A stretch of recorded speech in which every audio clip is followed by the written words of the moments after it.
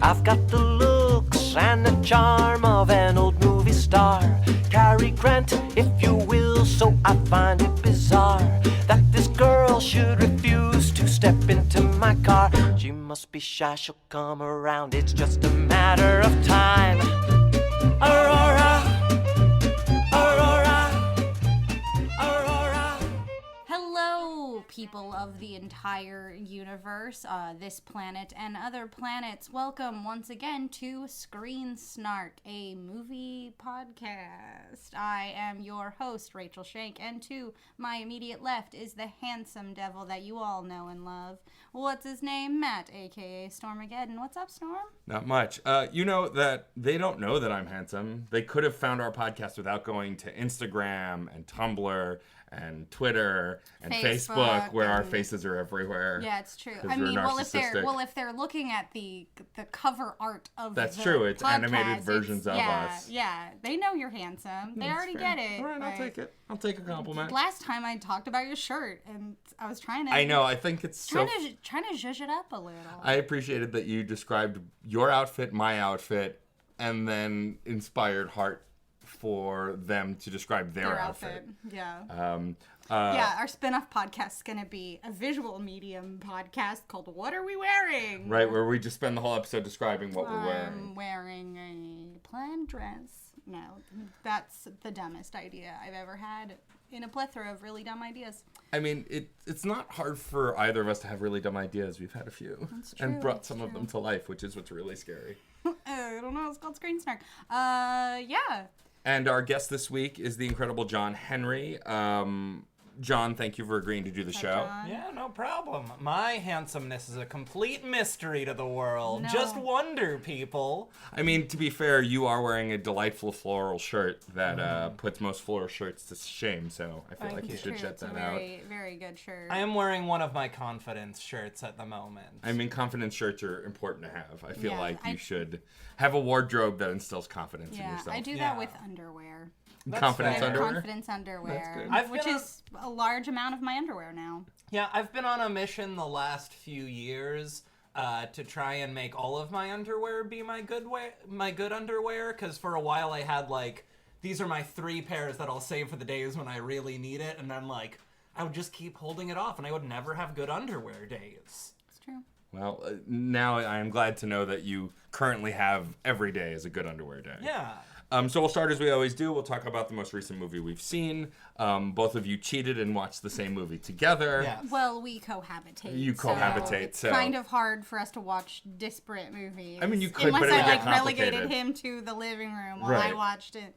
But yeah. But so I'll start, and then we'll go into the movie, because the only thing I know about the movie that you're going to talk about, which we'll get to soon, is that Excited. I've not actually watched it. I've only watched previous guest Patrick H. Willems' diatribe about it to his parents on his miniseries that he does. Yeah, not gonna lie, a lot of the reason I watched that movie was 'cause because of of Patrick. Yeah. I texted him after I watched it, and he said, and I quote, all caps, "Fuck yeah." So there's that. So shout out to Patrick for that. As of when we're And recording, also shout out to Victor Devon, because why not? our very first guest. Yeah, You're and the that'll best. make us have shouted out all 3 of our previous guests. Perfect. Knocked it exactly. out. We're done. We'll have to wrap that into Yeah. every episode going forward. Oh, It could get along to a no. long list. It's our spin-off podcast called Who Was on Our Show?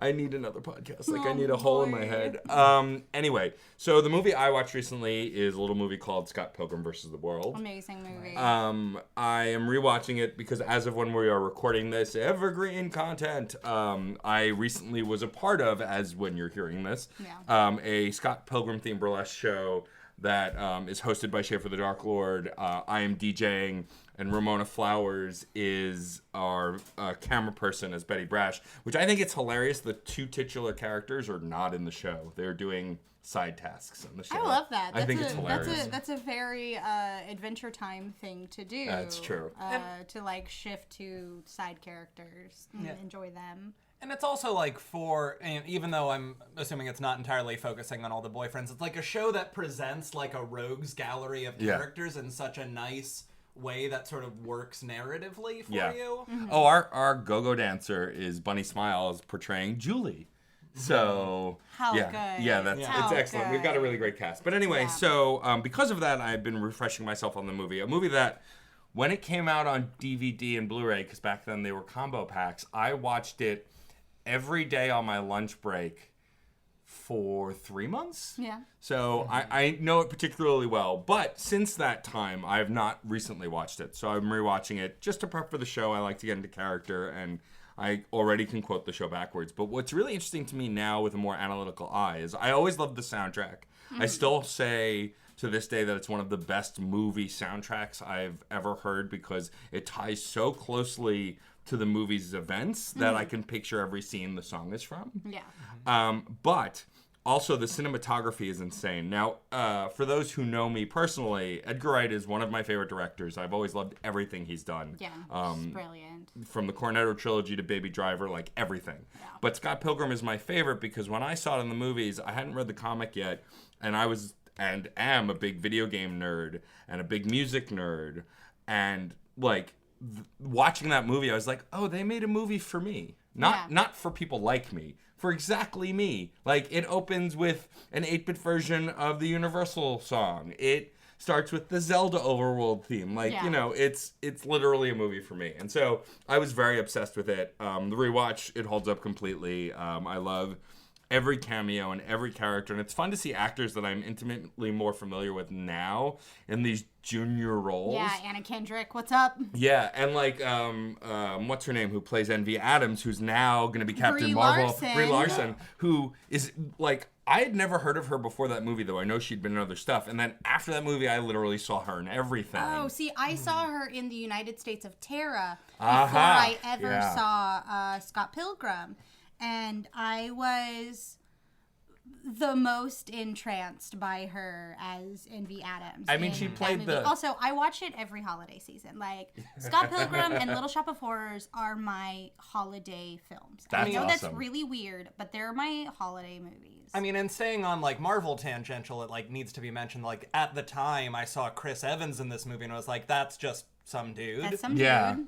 Yeah, because the- unless you paid attention to the Fantastic Four movies, you had no idea who he No, was. and, No one like, wanted to remember No. the Yeah, Fantastic I Four always thought it was movies. so funny that before Brie Larson became Captain Marvel, that Scott Pilgrim had to fight Superman and Captain America to Yes. date Ramona Flowers. And now now- he's like, and he used to date Captain Marvel. Yeah. Yeah. What Well, it's- a world. It's so funny too, the characterizations of a lot of, like, for me, one of my favorite scenes is the whole Todd Ingram exchange. And we have a Todd Ingram in the show. Muscles Monty is going to be playing Todd Ingram in our shows. And, amazing. and the audio of her act starts with the "we've got unfinished business, he and me."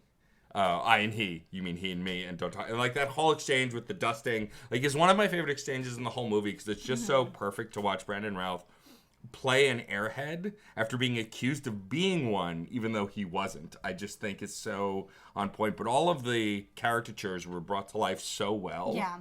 And it's one of my favorite things about that movie. It's so well cast. Oh, it's unbelievable. Edgar Wright knew exactly what he was doing. it's an unbelievably well done film, and what I especially love about it in its rewatchability is like its forward momentum. Like, it has such good pace. It's got really good laughs. It's such a top to bottom wonderful work. Yeah, I think that for me, it's one of those few movies that's like the total package. There's no moment, even some of my favorite movies, I usually have to be in the mood to watch. Yeah. But Scott Pilgrim's one of those movies that I could watch anytime. It's up there with Evil Dead for me and Army of Darkness. Like, those are movies that I can watch anytime, no matter what mood I'm in. Yeah. I think my favorite thing about this rewatch was paying more attention to the details of each character and the facial expressions. Like, watching Brie Larson talk to Scott with her breathy, sexy voice is just so amazing and ridiculous, and unrealistic. And then, like, every scene with Wallace Wells, Kieran Culkin, like, he steals every scene he's in. I love the whole thing from top to bottom. So it was pleasurable to rewatch it. I really still dig it. I'm very excited to be a part of an awesome burlesque troupe that wants to cover what can be considered a fairly niche movie, although it's more popular now than it was when it first came out. Yeah. I mean, then again, you know, we also did a Scrubs show, so, like, It's we're not true. afraid of getting nichey. Yeah. I remember the hype train for that movie, though. Yeah. I had one of those Scott Pilgrim avatars. I think we The- all did. the Oh, yeah, where you original made your own ones. comic book Yeah. version avatar. Yeah, I should yeah, probably yeah. have I that had somewhere. I that. should find that. Because I think when I went in to see it, like, I went in with almost no expectations. I had not read Same. or heard of the comics in any way. Literally, a friend Just- went, we have to go see this thing. Yeah, but it hit me at that, like, junior year of college, like, exact whininess about girls I needed Yeah. at that moment. And fun fact and announcement and declaration, don't be like Scott Pilgrim. He is a dick. And so is Ramona Flowers. They're both terrible people who mistreat everyone in their lives. Be like Knives Chow. Be a knife. She was definitely too pure for that movie. Yeah, in a world of Scots, be a knives. Yeah. It's very funny. Like, I get into a lot of conversations slightly off topic about, like, people talking about identifying with Scott Pilgrim and Rick from Rick and Morty and, like, all these characters that are not good people and you should not identify with them. You can like the art, but don't be those characters. No. If you're identifying with them, it's fine to say that as, like, an emotional, like, realization on Right. some level. Yeah. But don't say, like, they're your hero. Yeah. Because that's not good. They're not heroes. Yeah. Oh. Even though Scott is painted as one. Oh, so glad to be born a lady. But yeah, if I had to sum it up as we always do in 3 words, I would say movie rating awesome. Very good. Yeah, I highly recommend it. If you've not seen it and you like ridiculous video game references and high action and a lot of humor, go see that movie. Yeah. It's great. I love it. Ah, All right, on to you two. You both saw the same movie, and that movie was? Did. Yesterday, we settled in for a nice little movie evening, and we watched... Well, I just want to preface, we almost immediately decided we definitely wanted to watch a martial arts movie of some Yeah. type. So 2 days ago, in order to do research for another show that I'm working on, because I need more podcasts, Obviously. I watched Infinity War, and by I watched Infinity War, I mean I watched half of Infinity War and fell the fuck to sleep. The first half I watched was really great, but I did fall asleep. And so yesterday, given the opportunity to fudge this game that we play of what's the last thing you saw, I looked at John and said, we have to watch a different movie because I can't talk about just watching half of Infinity War. I would be bad at my job, and I like this job. So we were trying to figure out what movie to watch, and we thought maybe Kung Pao Enter the Fist, maybe love that one. the Lego Ninjago movie. Maybe We I've were not looking- seen it, but I've heard good things. We were looking at all of the streaming services we have, and then all of the sudden, we were on Netflix, and there it was, Paddington. Which is where the Patrick H. Willems reference comes in. By the way, I am devoted to always saying the H because he says no one says the H. So now Yeah. whenever I speak of him, I will always mention the H. I'll remember that when I see him a whole bunch in the future. Wink, wink, internet audience. So just I want to give my impression of the movie, having not seen it, and let's actually talk about it because I think that'd be a fun game since we all saw Scott Pilgrim. Yeah. So my impression of it, I grew up reading the Paddington books. I had Paddington toys and Paddington stuffed animals like any other kid around our age. But I saw the trailer for the movie and I was just like, this just looks like a dumbed down version of Paddington. I assumed, which is unfair, but I assumed it was going to be like a lot of other adapted childhood movies. My best example is Garfield, where Yeah. I was excited they were making a Garfield movie. I grew up reading Garfield, and then it ended up getting watered down and dumbed down because it was for kids. Yeah. And so I was afraid Paddington was going to be that way too. But I hear that that's not the case. Oh, 'Cause gosh, I will, now. I will Okay, also as- preface this by saying... You read Paddington. I never did, actually. I never read Paddington Neither of us have either. Oh, no wow. real Yeah. previous Paddington experience. Just like, I also had a friend, my friend Griffin Newman, just kept talking about how good this movie turned Yeah, out. It's worth saying that, like, even if I look at the structure, it feels like it's very cookie cutter what you would expect. You know, strange animal character shows up in London, meets a family, stays with them a little bit, gets in a bunch of hijinks, bad guy almost gets them, and then, like, you know, becomes part of the family. Not to spoil things, but it's like the cookie cutter. Yeah, And the movie also came out a number of years ago at this point. Also, if you know the story of Paddington, you know he lives with the Browns. So Right. the story of, is he going to live with the Browns? Like, even I knew, as someone who didn't read any of the Paddington books, that he lives with a family. Obviously, it's this family, because they're not going to go weird Game of Thrones with Paddington and be like, and now Paddington's dead. But it is such a charming film, And I hear it's genuinely funny, and too. it is very. I don't recall grinning as much as I did watching that movie with any other movie. Like, it was truly just like my cheeks Just, like, sweet and felt charming. them, Yeah. and just not just like sweet and charming, but like genuinely joyful. There was a moment where I paused the movie and I leaned over to John, like right when Paddington gets to the house, where I'm just like, I don't even care about a conflict at this point. If we never meet a bad guy, I would legit just watch this movie of this tiny bear having adventures. Yeah. Like, the end. Like, we don't even need to put any evil in it. I don't care. I'm here for this in a major way. Yeah, they managed to make Paddington just come across as just very polite and very nice and very loving, but just like prone to get into slapstick, you know, of course. mistakes. It was a true old school vaudeville piece. Right. The way that Paddington is out of his depth, and how, while he's trying his best to get along in the world, it was very Chaplin. It was very Buster Keaton.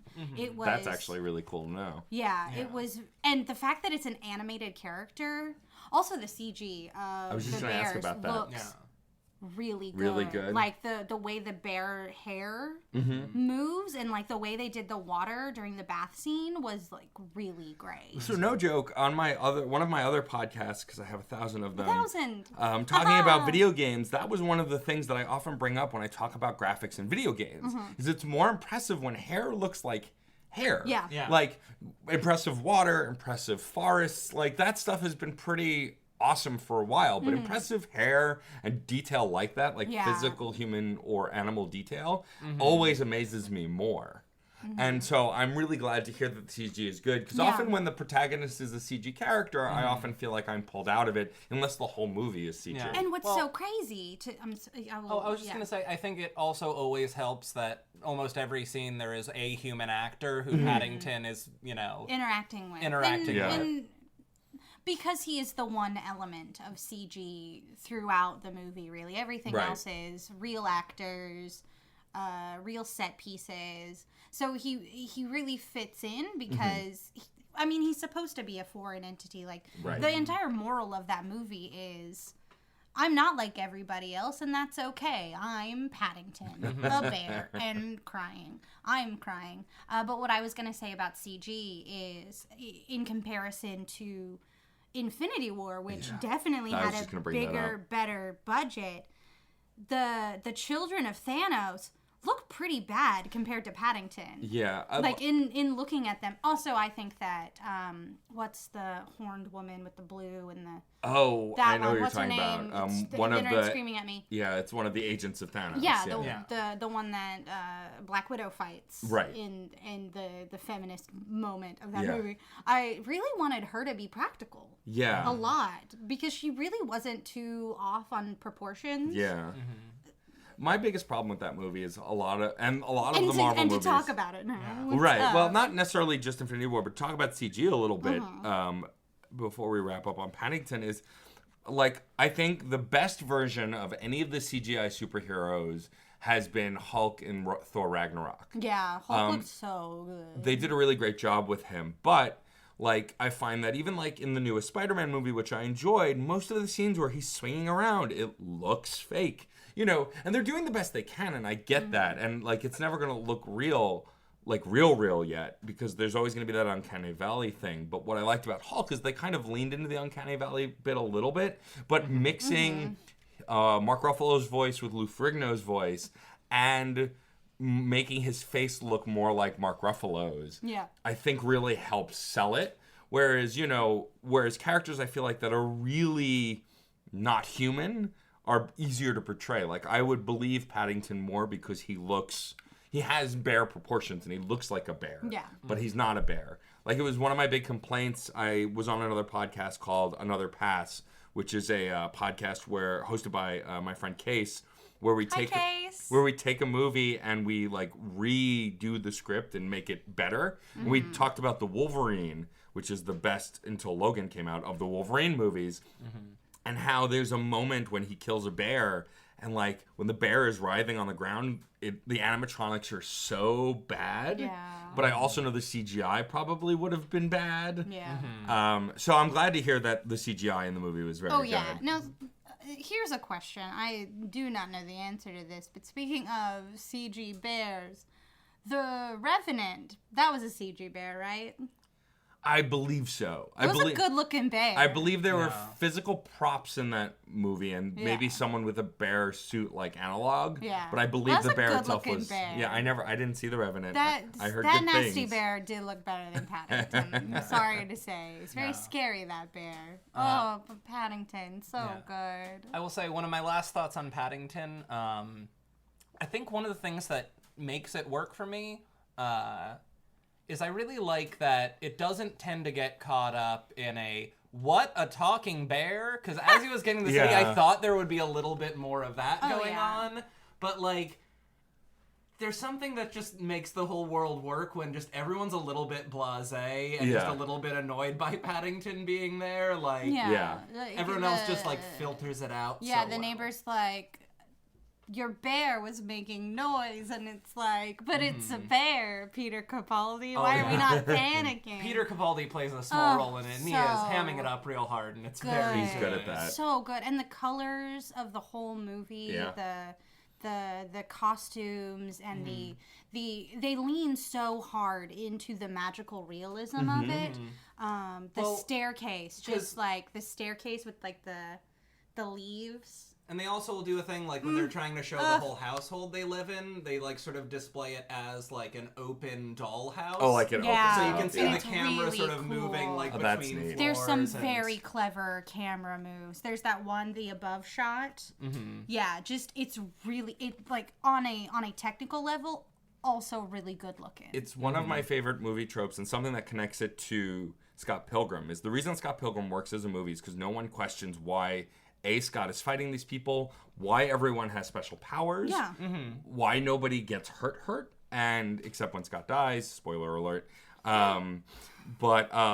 know, and that everyone bursts into change and points. Like, it's never questioned. And it's what makes that world work. And I think what's great about Paddington, from what you're telling me, and now I'm really excited to watch, is that no one acknowledges that he's talking because it's just how it is. Also, did you see the film The Shape of Water? I haven't yet. The woman who plays Mrs. Brown, the mom, is also in The Shape of Water, and I think I need you to watch The Shape of Water before you watch Paddington, because there are two very interesting moments in Paddington where I was like, is this Shape of Water? What's happening?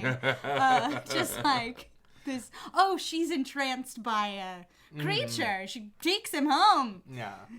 Water in the bathroom. I mean, I know the gist of it. Yeah, but like she doesn't like fuck Paddington. Okay, well, that's good. I think if anyone, that's like the one thing they're like, I don't want to see this because if she fucks Paddington, then like, I'm out. I'm gonna be requesting a refund on my ticket. Yeah, it's so sweet. It starts out a little cheesy, and I wasn't quite there for it because it's like this weird flashback of like going into darkest Peru, and like that felt very Garfield to me. Right. But once we got past that and like into the heart of the story, I was sold on it, like top to bottom, just so there. I was there as soon as they started just talking about marmalade in such loving terms. I was like, I'm sold. They love that marmalade. So if you both individually had to give it a 3-word review, what would it be? And it can't be the same. You have to come up with your own.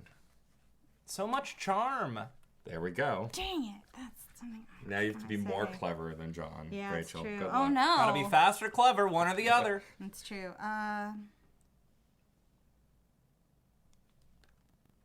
A true joy. All right. I like that. Some sincere, actual movie reviews here. What? What is happening? We're the opposite of snark here. Yeah. Also, I did look up the definition of snark, my friends. Uh-huh. And I do want to bring this up now that I've mentioned it. Did you guys know that snark originated in a Lewis Carroll piece? No. The snark is a creature defined in Lewis Carroll's The Hunting of the Snark, described as those creatures that have feathers and bite, and those that have whiskers and scratch. So we are mythical creatures, not haters of things, but we will bite and scratch. Yeah, Don't fair think enough. we won't, the internet. It's true. I've been bit and scratched several times during this. I've But I'll bite remained you like silent because I'm a Paddington. professional. But Yeah, and I will say, if you're going to choose any character to relate to, a la Scott Pilgrim or Paddington. just be Paddington. Yeah, relate like to if you Paddington. have the choice, just be Paddington. I mean, why wouldn't you? like Unless just Batman's on the so- table, it's so always polite, Paddington. yeah. so kind, so open-hearted. See, we could learn about something like Yeah. that in this country Oh right now. God, I loved that movie so much. I want to watch it again. You should then. I may put Paddington on the list of Yeah. movies that I watched during the holidays. I would say It get looks ready. so There's a cute. pretty decent chance next week Rachel will be talking about Paddington too. That's maybe. Well, I don't know. Maybe. I don't know. Depends on Alright. if it's streaming. Well, we'll because see. I think it might be. I have to wait for streaming. I can't spend extra money on Yeah, any Movie Pass is dying, and I don't know what to do with it. Yeah, I didn't jump on that bandwagon, and It was a good bandwagon to so be I on. heard, but we didn't get on it. But we were away with friends of ours recently, and well, it's actually about 4 weeks now, and it was during the big kerfuffle weekend. Yeah. And so like we heard the regalia of everything that was going on, and I was very grateful that we didn't have it. But I heard it was a pretty sweet deal for a while. Yeah. Something I want to pose, because I was thinking about it, and because I know that you guys are huge nerds. Yeah. My by this time that you're hearing this episode, you'll have already heard, if you're a fan of autographs, my in-depth coverage of FlameCon, where I interview the two of you to get some con-goer opinions. And so I want to talk a little bit about, since you guys were at the con, and I know, John, you got a artistic rendition of your D&D character. Two different ones, actually. Two different ones, and I got one of mine. I wanted to ask a ridiculous question, but do you think D&D is an impossible thing to do a movie about, considering how awful the D&D movie was? Here's my answer to this, because it's something that I have thought about. Okay. Movies that exist are already Dungeons and Dragons. That's true, because it's just living a story. It's a story. Right. And watching a piece like Solo, a Star Wars story, that's Dungeons and Dragons. Right. Like, without question.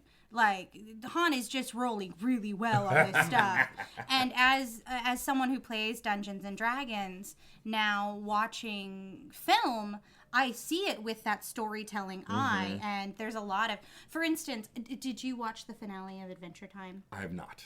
There's the finale of Adventure You Time. can spoil it for me, because I'm not a avid watcher. I've seen the first couple seasons, so Okay, I don't care if it's spoiled for me. As a bard in my main Dungeons and Dragons campaign, I have multiple Dungeons and Dragons campaigns Same. and other tabletop games. But the one that I am the most attached to, I play a bard, and so like I see bard shit everywhere. And the ending of Adventure Time was the most bard shit I'd ever seen. to watch And it. of course, Adventure Time was based entirely on a Dungeons and Dragons game, so I Right. could even go back and say, you can make a piece Dungeons and Dragons. It's called Adventure Time. Right, exactly. And it's just the format of a story, because the bare bones of Dungeons and Dragons is, let's sit down and tell a story, and sometimes Sure. you're going to win and sometimes you're going to fail, but all the time you're going to have to fight. it still makes me mad how you could make such a bad movie with Jeremy Irons as the Oh villain. yeah, the yeah. Dungeons and Dragons. I never saw the Dungeons and Dragons movie. I own a DVD of I it. do as well. Oh, boy. And it was Marlon Wayans, and who else? Who was the white guy lead? Because you had to have a white guy lead. Yeah. Remember. Because it was White the guy lead 90s. and black best friend and British villain. Like, not more cookie cutter than that. Yeah. Yeah. I will say, I think the best I've seen something that feels like Dungeons and Dragons put into a linear storytelling form is the comic book Rat Queens. Yeah. Yeah. It gets that same thing where it's like the feeling of D&D is committing hard emotionally what's going on, but also like you're trying to make everyone else at the table laugh a little bit and trying to tell the best dick jokes and... I want to get drunk. I want to get high. I want to fuck Orc Dave. Like, these are the things. And when I read Rat Queens the first time around, I did not play tabletop RPGs. And so my understanding was Rat Queens was like Dungeons and Dragons if it were funny and irreverent. Right. Little did I know But Dungeons and Dragons is funny and irreverent. Yeah. Well, that's why I haven't gotten into the Adventure Zone yet. I just started with my brother and me, and I'm enjoying it. But like, I know Adventure Zone starts goofy and silly like any other D&D campaign, and then hard shifts. Yeah. And I'm a person who is an empath, so any emotion thrown at me, I absorb and feel. I will say that those boys are so charming, even when they're just ruining Dungeons and Dragons. Of course. I mean, they're charming when they do just about anything. Yeah. Sweet babies. Oh, I love them. But I'm interested. Hi, Mackle boys. God, I hope they listen. Please don't. Early adopters. Oh boy. But what's really interesting to me and why I wanted to bring up D&D also is because I wanted to talk a little bit, because I know you're both storytellers and you're both people who engage in storytelling.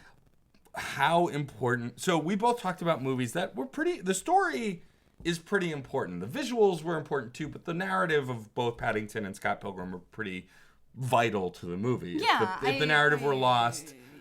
Are there any do you think movies can work without a strong narrative or a narrative at all?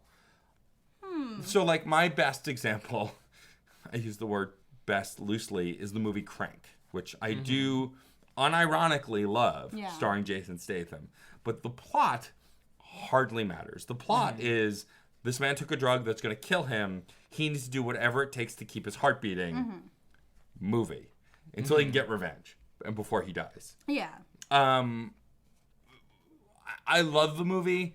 I don't know that the plot matters much, like other than the initial action. Yeah. But I can't think of many other movies where that's the case. Yeah. I mean, if you're gonna look at a movie that is light on plot, really, but like really big on visuals and like just of like your eyeballs, I would say Rocky Horror Picture Show. Okay. I think is pretty light on plot, to be honest. True. You know, there's not really any like emotional resonance or growth of any of the characters. If anything, they all end up worse or dead than they were. Or both. And like no one really grows or changes in that movie, but it's amazing. And it's so visually crazy and like this like weird mind fuck of a movie. Because there's something about the open-endedness of both like tabletop role-playing and video games that make them particularly good for something that doesn't have as much of a structured story. But it still feels like there are movies that I watch as almost just like a series of images that I like to see. Like, while the plot of the movie of the Wachowski Speed Racer is really fun, that is a movie I will put on because this is just such visually interesting like stuff happening over and over. It's funny. I again bringing it back to Patrick. I watched his video on the Wachowskis and Speed Racer, and like I remember loving that movie in the theater. But then when people pressed me why, I was like, I don't know. I just liked it. It's really fun. And so what I think it is it had so that had a similar cinematography to Scott Pilgrim. Not the same, but definitely similar in this fact that it was like the scene transitions were amazing and like crazy things were happening all the time. Yeah. But then there were these scenes that were genuinely heartfelt and pretty downplayed and not full of effects. And I think it was the contrast between them. I think that's why the first Matrix works so well, is that the plot is important, but it's kind of not. It's more about the world building and the lore. Yeah. The plot is just the world isn't real. Like, to oversimplify it, the world isn't real. Humans are batteries. Yeah. But the fact that they tell that story with the visuals so well, and I think not plot-heavy movies have to rely on amazing visuals. I think it's when you're lacking both that then you fail. Yeah, that's how I felt about Valerian in the City of a Thousand Planets. Okay. Beautiful movie. Garbage plot. Just really bad. And it also suffered the problem of not having charismatic leads. And I'm sure they're, like, the two leads, whatever their names are wonderful people, but I think their careers are in the product of our post-Twilight, where it's like we want nonplussed but you can't get charisma with someone who doesn't really care about what's going on, and then at the last second she cares about what's going on, and then the fact that they don't really have any tension between them. They're partners and they're flirting, and he proposes to her, and like they make the motions of being romantically interested in each other, but they just don't sell it, you know. And I have to say Rihanna was the best thing about that movie. Rihanna was awesome in that movie. Yeah, I think that, so it's funny you mentioned Valerian. It reminds me of another finger quotes bad movie that I really enjoyed somehow, I think because I was baffled by it, but Jupiter Ascending is a movie that has charismatic leads, a backwards ass plot, but really cool effects. And I believe that was the Wachowskis also. That was also the Wachowskis. And so, like, that's another movie where I'm watching and I'm like, God, I really shouldn't like Channing Tatum as a flying space werewolf. And yet, he is really charming. Yeah. Not flying, I'm sorry, air rollerblading space werewolf. Okay, yeah. that's... Even better. No one can really be bad as an air rollerblading werewolf. It was just a space werewolf. Space werewolf. It's just I knew there was a word. it was the most bizarre movie. I think, listeners, if you want a movie that you can't explain but you want to watch it, watch that movie. Yeah. Apparently, the original cut was like 3.5 hours, and the reason the 2-hour cut or whatever it was didn't work was because the Wachowskis had to take out large chunks of narrative to make the movie fit to get it released. But that movie, because it's so bizarre and the story takes such strange turns, I feel like it's a good example of a D&D movie because, like, the characters are larger than life, they're bizarre, you're suddenly going to outer space. Like, the lead character, I believe, is the daughter of a cleaning lady Mila Kunis plays, and, like, then just finds out she's secretly She's royal. magical destiny. Yeah, it was you just know. one of those. And so I think that mishmash storytelling can work if you have good writing or good acting. It's, you know, it's why I think a movie like Justice League, which we talked about in the last episode, fails in so many ways, because the writing's terrible, the visuals are okay, but also most of the actors are uncharismatic. Yeah. I would also venture that if we're gonna talk about Dungeons and Dragons and with like the lens when we look at cinema, the Marvel Cinematic Universe is incredibly Dungeons and Dragons. Well, because of the linked narratives, for sure. The fact that we are carrying on again and again from this one base story of heroes are real, aliens tried to get us. Now one destroyed half of us. What do we do? You know, it's very much. I hear Griffin McElroy saying, "What do you do?" Because I will say one side of D&D that it feels like it's missing to me from the Avengers series, which like also is one of my problems with the Marvel Cinematic Universe, is that like the places that make you really sold in your D&D story are like not the moments where you're fighting the big bad. It's like the fact that in between. You hang out at a bar with your friends, get drunk, like... Eat waffles. Eat waffles. Like, you have all this dumb, like, in-between time. And I really think Marvel needs, like, the status quo for these worlds, because it feels like it's just always being overturned. Yeah, I feel like... Well, I think also part of the problem is a large chunk of the movies are origin stories, so there has to be high stakes for an origin story. Yeah. And, like I think Spider-Man Homecoming tried to do that, like, with showing Peter Parker after he got his Spider-Man suit, but trying to go back to his life and having this status quo, going to a party, like, but then even still the stakes get ramped up really quick. Yeah. What I'm hoping is... It's like the Marvel Cinematic Universe just has a really mean DN. Yeah. I mean, also, it's been building to Infinity War Part 1 and 2, although now Part 2 is being called something other than Infinity War. I'm hoping after Infinity War Part 2... you know, Captain Marvel and in Infinity War Part 2, that we get some status quo. That the big bads are finally defeated and that we get a little bit... I mean, also, I guess Age of Ultron was supposed to be considered sort of status quo, like the whole party stuff happening before Yeah, I like he that. happened. Like, there was some status quo there, like the scene where they're all hanging out trying to lift the hammer and that's stuff. the only part I remember But I hear from you, the like, there's no movie-length version of that. The closest we got to that was... Guardians of the Galaxy, the first one. And even still, that was only about half a movie. Yeah. And then the stakes ramp up really quick. Yeah, when they Guardians is very D&D with the essential characters. Speaking of D&D and essential characters, did you know that when Wizards of the Coast was writing the second or third edition of Dungeons and Dragons, they said that the Golden Girls are a perfect balance for a Dungeons and Dragons game. Yeah. I believe that. That's the best thing. Yeah. I love living in a world where that is I a mean, thing. what I know of Gary Gygax, that is unsurprising to me. Yeah. I love the Golden Girls. One thought I had for a D&D movie, which was like, this was a thought I was having after you had fallen asleep midway through Infinity War, and then I just watched the rest of Infinity War and then couldn't fall asleep, so I kept watching all the special features. I had the thought that what if you took a D&D movie in like a Clue-like direction, except where it's like, you know, of course this is a insanely expensive, ambitious way to do it, just have like branching pathways, so there are like certain roles that would go on at certain points in the movie, so you can end up in some very different places, but it would be like randomly selected when you go to the movie. I think that's a very cool idea. Oh, I think yeah. that's a theater piece for Brooklyn. Yeah. Oh, I know. That's You know, but I mean, talking about Clue, which you now mentioned twice on this podcast, along with Rocky Horror, Hi, Victor. why that movie works so well, I think, is because the ending barely matters. Yeah, that's It's true. all about the story leading up to it. And so I think with a D&D movie, if you did something like that where the ending didn't necessarily matter, you know, it's the journey, not the destination kind of a Yeah. thing, I think that would really work. And I think that speaks to, you mentioned earlier how it really works in tabletop and video games. I think you're right. It's because you can have those branching paths, you can have different save points, you can go back and forth. And so I think that's really interesting.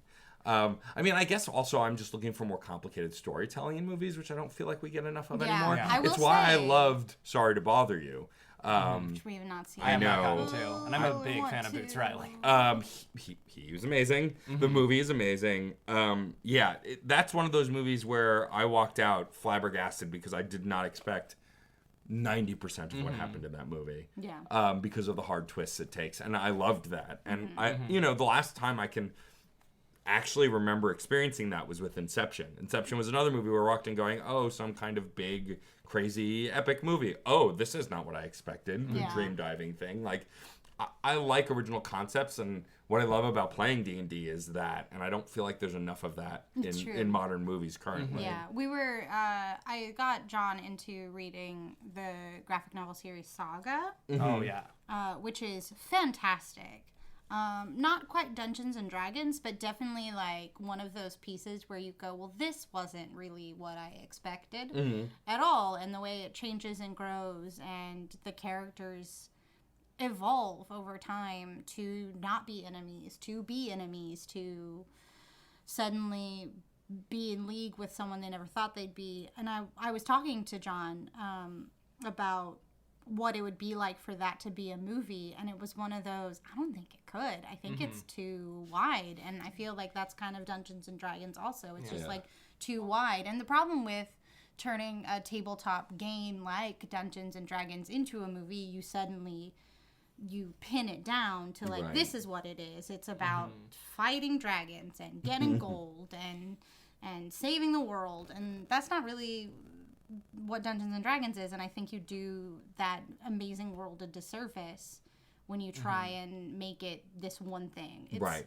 It's kind of a similar thing happened with The Adventure Zone, to come back to that. When they turned it into a graphic novel, it was a non-visual medium, and all of a sudden you have this visual canon. And we were talking about how strange it is to now have like this one version of a character, and you're like, well, that's not how I envisioned that character when I was listening to Justin play him, Right. You know. And it's so weird when It's very similar to like having a book and Yeah. then the book becoming a movie. yeah. But like the book, at least you have a storyline where you're like, Harry Potter finds out that he's a wizard. Yeah. He goes to magic school. He fights an evil wizard, and that's, you can all agree on that. If Right. Harry Potter does that. But if you go, and here's a Dungeons and Dragons movie, but there's not a montage for 30 minutes where the magical wardrobe dresses you in pretty things, then it's not my Dungeons and Dragons, and I want nothing to do with it. Yeah. I think at some point we're sort of like also at a point where it's a lot easier to tell complex stories on TV rather than in movies. That's 'cause- also true, especially with the streaming services. Yeah. Yeah. Because it's both, just film length on one level. It's like harder to get somewhere really profound in 2 to, maybe 2.5 hours if you're allowed to do that even. Yeah. But like, the fact that you need something that really is surefire to be financially successful for a studio, it's a lot easier for people to do a riskier thing on TV. Sure, of course. I mean, also, had Iron Man flopped, because, I mean, Incredible Hulk did okay, but, like, if Iron Man had flopped, it would have been the end of the MCU, because at that point, Marvel hadn't made their own studio yet. They were still working with partners then, before they opened Marvel Studios. I think Avengers was the first Marvel Studios movie. I think so. But, like, so that could have been very different. But also what's really weird is talking about it the other way. Like, now movies are becoming more episodic. Every studio is trying to create a universe, a shared universe. Even YouTubers. I watched this fascinating video about how the YouTuber Markipliers... I watched this one too. Yeah, the game... Shout out to Matt Paddock, Game Theorist, if you happen to listen. Listen to us, Matt Pat. But he talked about Markiplier's universe that he's creating with these original characters on his channel. Yeah. And I never thought of that because I watched Markiplier for a lot of his ridiculous videos. Yeah. And, like... and his humor. And so I was like, but that makes sense. If you create a narrative that's kind of buried that people can get invested in the lore. I mean, the most things I've watched and that Matt Pat admits has had watched on his YouTube channel is his Five Nights at Freddy's stuff. And it's because the lore is so buried. It's also connected. Yeah. It's this long stream of episodic stuff that are connected together. Yeah. And so and the lore's a mess. Right. And so that Nights kind at of makes Freddy's. sense. And so why I think also we're kind of at a point in movies as well as most media where it's the most unlike and like D&D at the same time Yeah. because they're trying to imitate these strange different things. And I don't know that I saw that at the beginning of this discussion, but it does make sense. I think also you were hitting on something interesting, John, this idea of having movies with different endings. I know that studios have dabbled with that, like certain movies having different trailers or like certain movies. I can't remember what movie it was, but I feel like there was a movie that was released where one movie had one ending and one movie, like one section of theaters had one ending and one section of theaters had another ending. Well, I think they do that sometimes with test audiences. 'Cause Yeah. I know for a fact they did it with and I know this is a weird piece of trivia, but the movie Dodgeball, that really dumb comedy, they showed test audiences an ending where Vince Vaughn's team loses and an ending where Vince Vaughn's team wins, and the audiences were more for them winning than losing, and I think them losing would have been way more interesting. But I understand. But everybody's got to get a trophy, don't you know? The happy. Everyone wants to be happy with the happy ending. But yeah, no, I think that storytelling, talking about storytelling is way more interesting to me than maybe writing stories because I'm not a particularly great storyteller. I like engaging in narratives. I don't necessarily like making my own. That's how I feel. But I think that, you know, now that we have a podcast talking about movies and I'm starting to watch movies a little differently, we don't want this show to become overly analytical, but No. I think it's interesting to engage with movies in similar ways to engage with other mediums and try and look at why they don't necessarily interact. Like something that me and Jeff talk about on Fun and Games a lot is plugging another podcast. Is that we like to compare video games to other medium to see where they're similar, where they're different, what guff they necessarily don't give gaming or do based on other mediums. And so I think movies, because of streaming services and the over accessibility of movies, I feel like there's a dearth of, I don't know how else to put it, crap. Because movies are so accessible and anyone can make one just about. It's the VHS camcorder craze all over again. Right. Where suddenly everyone has the means to make movies. It's not everybody has the skill. You know, like I was making dumb movies when I was in high school. Yeah.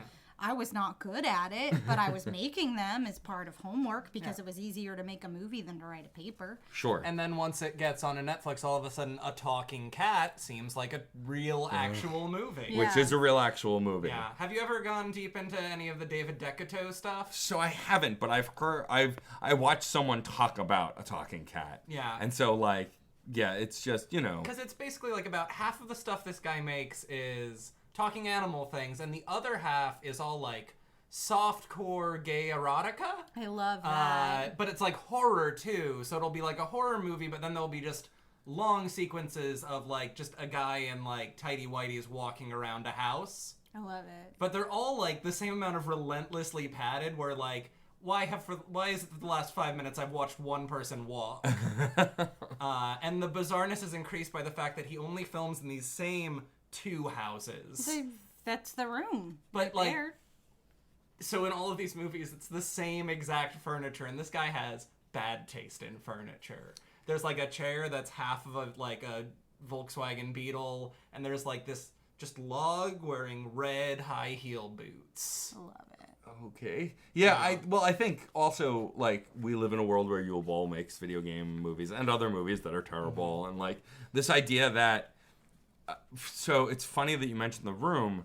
My wife hates that movie and also hates Tommy Wiseau because as an actress who is a working actress that is struggling, like all working actors struggling to find work and working when they can and going on auditions. This guy just spent money and made money. And then the laughing at it is printing money to a point and the fact that he can still live off it. And so that just drives her crazy. Yeah. And like, I don't want to put words in her mouth. Eventually I want to bring her on the show so she can articulate this. But essentially, that's something that we never considered before now is like the fact that if you have enough money and resources, you can make a thing sort of successful. Oh, let's talk about people having too much money and doing bad things with it. Capitalism at its best. The most terrible thing ever. Yeah, because not to like, we won't name or this at anyone in the world specifically. There but was like, I think theater piece that was an immersive theater piece that we saw for free. We knew someone in the show, and it was half-baked, but you could tell whoever was in charge of it had just the most resources, and just it was one of those, you get to a point where you have so much money that you can just create, and because you're just like, I made this, I threw it away, and you lose care for your audience. It's like Tommy Wiseau didn't care about his audience when he made The Room. Tommy Wiseau didn't care about the people he was making that movie with. He was abusive, and I hate the Disaster Artist because they celebrate him. Yeah, one of my biggest problems with the Disaster Artist was how much it like showed how he got abusive on set, and then like in like a quick montage they suddenly sort of were like, no, we're supposed to be celebrating him because now. He's a tortured artist, and it continues that entire terrible conversation of the tortured genius and how it's okay if he's a bad person, he makes good art, it's but it's not even that, because it's a bad movie. Yeah, I think so I think if we've learned anything here today, kids, it's that make good art, not bad art. Be Paddington. Be Paddington, yeah. Before we wrap up, first, John, I want to thank you for coming on the show. Thank you for having me. I like just talking about movies. I don't even necessarily always have a point. We had one today, but sometimes we don't. And so I appreciate you coming, rolling with the punches, and also talking about Paddington, which now I want to see. Yeah, you definitely because should. Rachel's always here, so I don't have to thank her. I highly recommend it.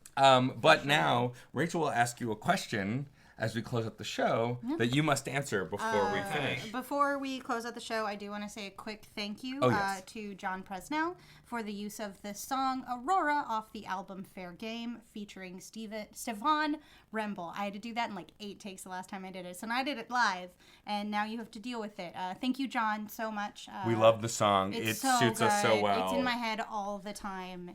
It makes me so joyful. So thank you, John. Thank you, audience. And now to other John, without an H, John. John. Yes. The question for you.